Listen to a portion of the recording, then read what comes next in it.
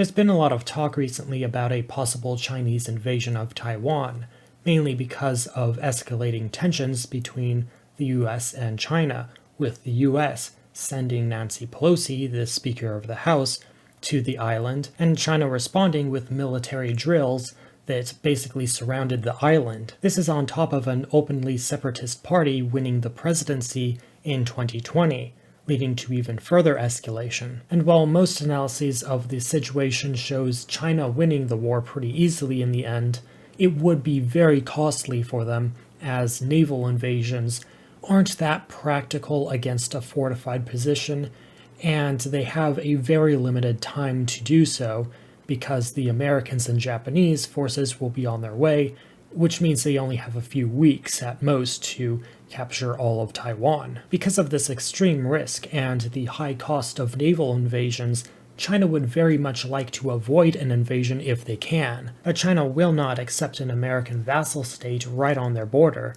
and in a territory they claim as their own. But even with America's increasing influence in Taiwan, there are two main reasons as to why the Chinese are thinking twice about a possible invasion. The first is the possibility of a friendly government in Taiwan in the next couple of years. The Chinese Nationalist Party, the Kuomintang, just recently won a majority of the local elections up for grabs, including the mayoralship of the capital of Taipei. On top of this, the Democratic Progressive Party, which is the separatist party in the country, only held on to 2 of the 21 seats. This dramatically improves the Kuomintang's chances of winning the presidency in 2024. Ultimately, what happened here is that the separatists have been running on Chinese hatred for the past 10 years and just blaming them for all of their failures and all of the country's problems, whereas the Kuomintang ran on actual issues while focusing on the separatists' response to the COVID pandemic. But even if they do win the presidency, it's not necessarily all good news for China,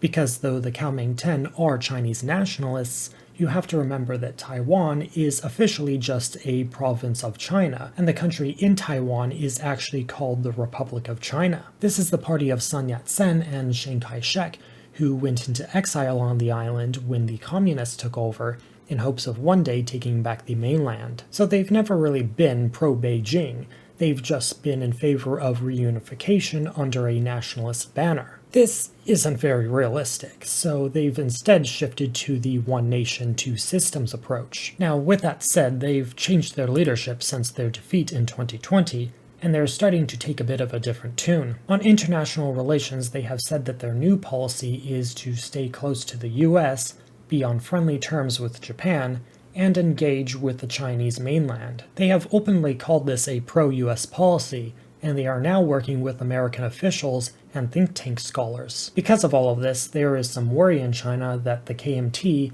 is just becoming a softer face for American neocolonialism. The Americans might be trying to boil the frog here as opposed to supporting explicit separatist movements. There are some concerns that this might lead to the Chinese government deciding not to invade Taiwan even as they fall under the control of the West. This would lead to a much longer and bloodier war when it eventually becomes clear to the Chinese that they have to invade. This is what happened in Ukraine, where Putin waited 8 years in hopes of a diplomatic solution, while America was arming and indoctrinating them. However, the Chinese might have learned from this and decide to nip the problem in the bud. Either way, I don't believe the KMT's success will prevent an invasion. The Americans are intent on continuing their hostile actions, including trying to harm the Chinese economy and technology development by introducing trade export bans. And on Taiwan, they are currently trying to arm them with high-end American weaponry while explicitly moving them closer to independence. Of course, they claim that this bill doesn't change anything,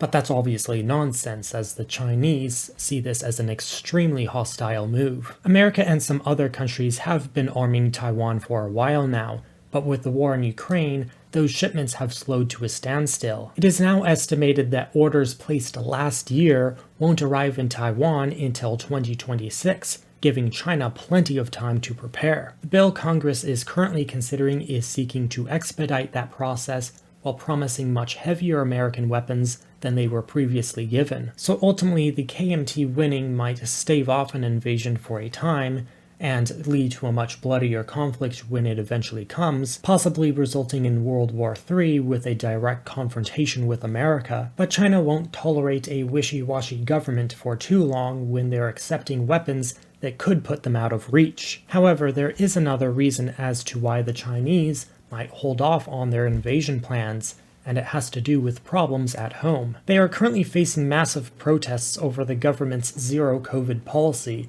which is basically trying to eliminate COVID at all costs. This has led to some extremely restrictive measures, including shutting down factories when there's only a single case of COVID, and they essentially quarantine all of the people who are in the facility and prevent them from leaving for several weeks. Needless to say, this has led to some very poor living conditions, and specifically these protests were sparked over an apartment fire in an apartment that was quarantined. The Chinese populace has been living under these heavy restrictions and constant lockdowns for the past 3 years now, and they're getting really sick of it and want to get back to the way things were beforehand. There are some in the West that are trying to use these protests as a way to overthrow the government, saying that they're anti-government protests. But this just dilutes the message of the protests, who are not seeking to overthrow the government.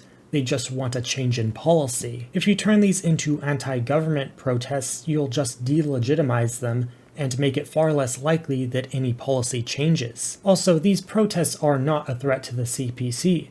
They've weathered far worse with the protests at Tiananmen Square. So you're essentially going for all or nothing in a situation where you know if you do that, you're going to get nothing. A change in policy is the best that you can hope for here, so if you want to make a difference, that's what you should be focusing on. On top of their COVID problem, they're in the middle of a serious financial crisis, which is a bit of a bigger topic. But with all of these major problems at home, they can't be going on foreign adventures, risking further instability. They need to stabilize their domestic affairs before they can consider an invasion, because without a united front, things can get really messy real quick. But ultimately, their home problems will just delay an invasion a few years. It won't prevent it. So we have to ask, if all of these factors won't prevent an invasion, what will? At the end of the day, the only thing that can actually prevent an invasion of Taiwan is an explicitly friendly government there with no American influence. They might also have to allow a Chinese base on the island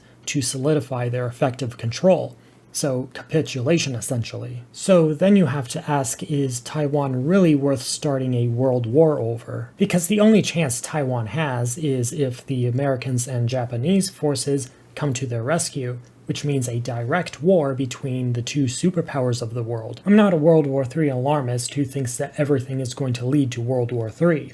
But this is one of the very few scenarios that could legitimately lead to world war. I personally don't believe an island that is on paper part of China already is worth it. The Japanese can go play with China if they want, but we shouldn't escalate beyond that. But that's my take. Where do you stand on Taiwan? Do you think that we should defend them no matter the costs? Or do you think it's none of our business? Let me know in the comments. Thank you all for watching, and have a nice day.